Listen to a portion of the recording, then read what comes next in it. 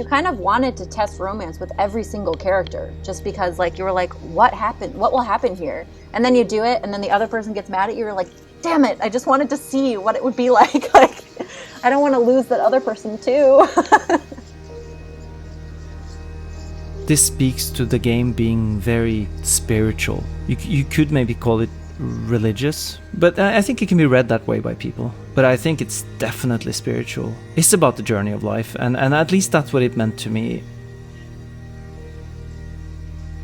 Even through all that, there's always like a little, I don't know, a little piano or a little fiddle that's going doodle doodle doodle doodle doodle really quietly in the background. It's like a little chiming away, and it always makes it feel like there's a little bit of humour in the background.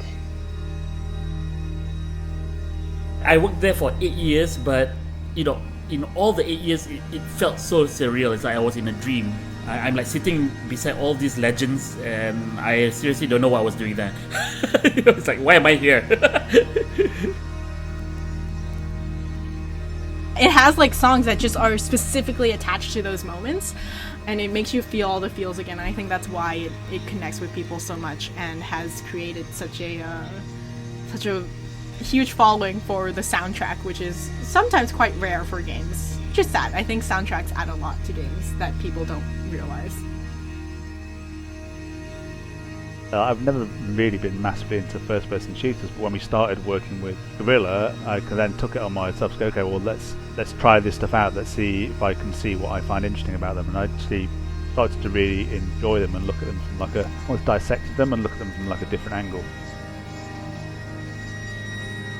That's why it's my favourite game. It's just a constant place for like chill, and I can just put some music on and relax. There's no difficulty curve. I could sort of expect sort of weird, crazy, random things to happen that are completely out of my control, and I just have to react to them.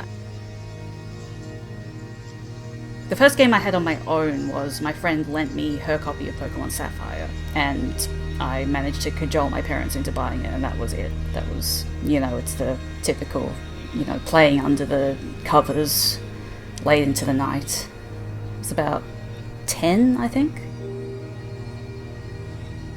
The game was so brave about having this big kaleidoscope of weird aliens. Scary aliens, too. Scary aliens. That your first playthrough, or your first couple of playthroughs, as you get a little further each time, there was a real sense of like awe and wonder, right? Like when you see an alien that you've never seen before appear on the map, it would scare you, right? Because you don't know what it's going to do. People think that I like it 100%. That's not true. Definitely not. In a sense that like you can like something. Something can mean a lot, mean something to you, but you can also still criticize it, right? You can still see it for what it is. I find that I connected with the story and with the characters in the same way I did when I was younger. It captured that same feeling, which somehow felt nostalgic even though I'd never played it before. That made me realise that I hadn't lost it. There was just no media that I'd played or touched that had been able to replicate it.